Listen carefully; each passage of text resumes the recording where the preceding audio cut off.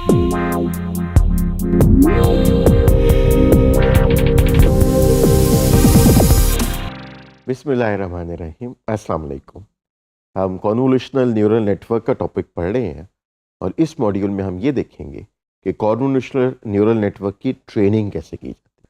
सबसे पहले तो हम देखते हैं कि ट्रेनिंग द CNN का मतलब क्या है।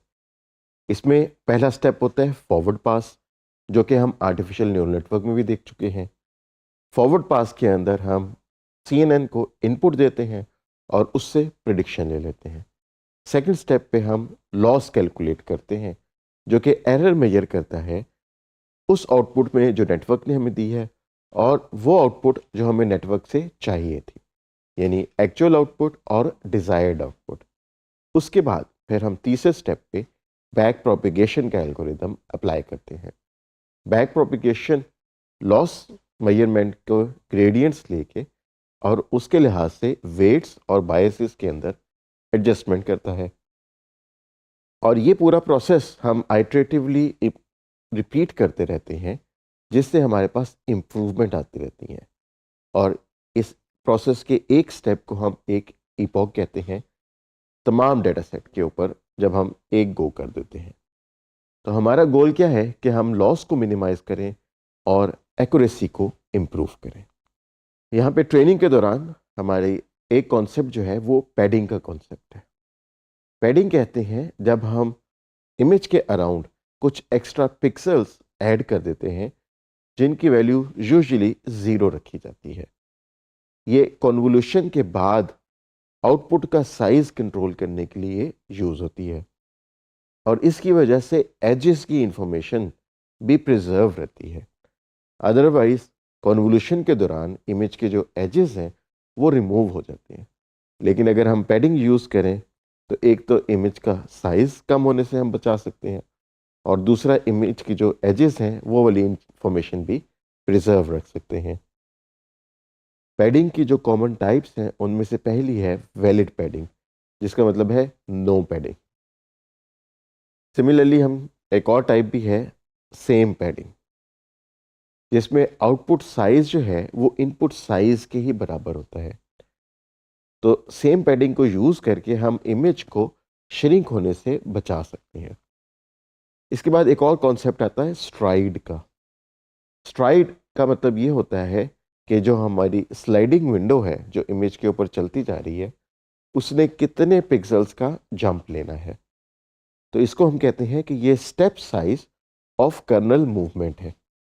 कर्नल वो विंडो है जिसको हम इमेज के ऊपर बार बार मूव करते जाते हैं और उस कर्नल को अप्लाई भी करते रहते हैं। स्ट्राइड जो है वो डाउन सैम्पलिंग को कंट्रोल करने के लिए काम आती है। जितना बड़ा स्ट्राइड हम रखेंगे उतनी हमारी स्मॉलर आउटपुट आएगी, यानी कि जितनी बड़ी स्ट्राइड होगी उतनी हम एग्रेसिव सैम्पलिंग करेंगे, उतनी हम कम सैम्पलिंग करेंगे इमेज में से। और जितनी छोटी स्ट्राइड होगी उतनी ही ज़्यादा सैम्पलिंग हम इमेज में से करेंगे, लिहाजा हमारी आउटपुट भी उतनी ही बड़ी होगी। स्ट्राइड की वजह से हमारा कंप्यूटेशन टाइम जो है वो काफ़ी रिड्यूस हो जाता है, लेकिन साथ के साथ इमेज की कुछ डिटेल भी हम लूज़ कर देते हैं। लिहाजा स्ट्राइड के बारे में हमें केयरफुल होना चाहिए कि हम स्ट्राइड यूज़ करें कंप्यूटेशन टाइम को रिड्यूस करने के लिए, लेकिन इतना बड़ा स्ट्राइड भी यूज़ ना करें कि इमेज की एसेंशियल इंफॉर्मेशन लूज़ होने लग जाए। अब हम CNN की कुछ ट्रेनिंग एग्जांपल लेते हैं। सपोज करें हमारे पास इमेज का साइज़ है 32 by 32 पिक्सल्स और उसमें हम बैच साइज डिसाइड करते हैं 64 का और ट्रेनिंग को हम रन करते हैं 10 इपॉक्स के लिए। तो फिर मॉडल क्या देखेगा? मॉडल देखेगा n divided by 64 multiply by 10 updates. यहाँ पे जो n है वो 32 है, जो कि पिक्सल्स का साइज है।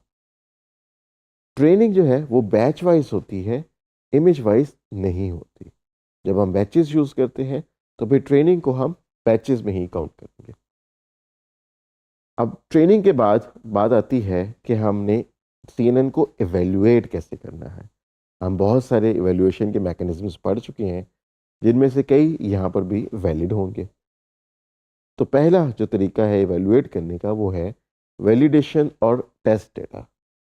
तो हम अपने सारे डेटा सेट को डिवाइड कर सकते हैं into larger training set and two smaller validation sets and testing set. हम चाहें तो अपने डेटा सेट को 70-30 का ट्रेनिंग और टेस्टिंग स्प्लिट भी दे सकते हैं। और CNN को इवेल्युएट करने के लिए जो हम मैट्रिक्स यूज़ करेंगे वो वही है एक्यूरेसी, लॉस, प्रिसीजन और recall in case of classification. Evaluation जो है वो हम ट्रेनिंग के बाद करते हैं। जब हमारी ट्रेनिंग कंप्लीट हो जाती है और CNN हमारी ट्रेनिंग के अंदर हमारी टारगेट एक्यूरेसी एक्वायर कर लेता है, तो उसके बाद फिर हम उसको टेस्ट करने का प्रोसेस स्टार्ट करते हैं और उसके लिए हम अनसीन डेटा उसको टेस्टिंग के लिए देते हैं। ट्रेनिंग के बाद जो है टेस्टिंग करने से वेट्स जो है वो अपडेट नहीं होते और उसकी वजह से हम ओवरफिटिंग से बच जाते हैं। लिहाजा ये बहुत इंपॉर्टेंट है कि टेस्ट डेटा के ऊपर हम वेट्स को अपडेट ना करें। इसी तरह हम पैडिंग की एग्जांपल लेते हैं। लेट्स सपोज हमारे पास इनपुट इमेज जो है वो 5x5 पिक्सल्स का है और हम जो उसके ऊपर कर्नल अप्लाई कर रहे हैं वो 3x3 पिक्सल्स का है। तो हमारे पास ये ऑप्शन है कि हम उसके ऊपर पैडिंग ना अप्लाई करें, जिसको हम कहते हैं वैलिड पैडिंग। इस केस में जो हमारा रिजल्टेंट होगा वो 5-3 + 1 यानी कि 3/3 की आउटपुट आएगी। यानी इनपुट इमेज हमारा 5/5 का था और हमने पैडिंग अप्लाई नहीं की, तो हमारे आउटपुट जो है वो 3/3 की होगी। ऑन दी अदर हैंड अगर हम पैडिंग अप्लाई करें और लेट से हम 1 सेल की पैडिंग लेते हैं, जिसकी वजह से इमेज के दोनों साइडों पे हम एक एक ज़ीरो का कॉलम ऐड करेंगे और दोनों साइडों पे एक एक ज़ीरो की रो ऐड करेंगे। ये अप्लाई करने के बाद जब हम रिजल्ट को देखेंगे तो हमारा फॉर्मूला होगा 5 + 2 × 1 - 3 + 1, जिसका रिजल्ट आता है 5। तो हमारी आउटपुट जो है वो 5/5 की ही होगी। तो यहाँ पे हमने देखा कि अगर हम पैडिंग अप्लाई नहीं करते तो इमेज का साइज जो है वो श्रिंक हो जाता है फ्रॉम 5/5 टू 3/3। और अगर हम 1 सेल की पैडिंग यूज़ करते हैं तो हमारे इमेज का साइज प्रिजर्व रहता है, यानी 5/5 पिक्सल्स का इमेज जो है वो 5/5 पिक्सल्स का ही रहता है। अब हम देखते हैं एक स्ट्राइड की एग्जांपल, जिसमें हमारे पास इनपुट इमेज लेट से 7/7 पिक्सल्स का है और कर्नल 3/3 पिक्सल्स का है। अब यहाँ पे हम स्ट्राइड 1 देते हैं जो कि डिफ़ॉल्ट स्ट्राइड है। इसका मतलब है कि हमारा कर्नल जो है वो हर स्टेप पे सिर्फ 1 पिक्सल का जंप करेगा। ये स्मॉलेस्ट जंप है जो हम ले सकते हैं कर्नल को लेके। तो अगर हम स्ट्राइड = 1 करें तो हमारे पास 7 - 3 डिवाइडेड बाय 1 + 1 यानी रिजल्ट हमारे पास 5 आएगा। यानी हमारे पास जो आउटपुट पे इमेज आएगा उसकी डायमेंशन होगी 5/5 पिक्सल्स। तो अगर हमने स्ट्राइड 1 यूज़ की और हमारे पास इनपुट 7/7 पिक्सल्स की थी, तो हमारे पास रिजल्ट जो है वो 5/5 पिक्सल्स का आएगा।